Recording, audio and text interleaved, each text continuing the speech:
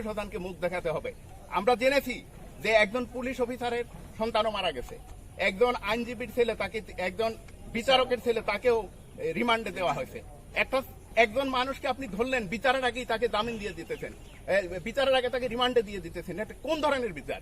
এবং এত শিক্ষার্থী যারা এই দেশের প্রাণ, দেশের হৃদয়ের স্পন্দন, এই শিক্ষার্থী সহ দেশের জনগণের উপর একটা গণহত্যা হয়েছে। আমরা এই গণহত্যার বিচার চাই। একটা নিরপেক্ষ আন্তর্জাতিক ট্রাইব্যুনালের মাধ্যমে আমরা এই গণহত্যার একটা ন্যায্য বিচার চাই।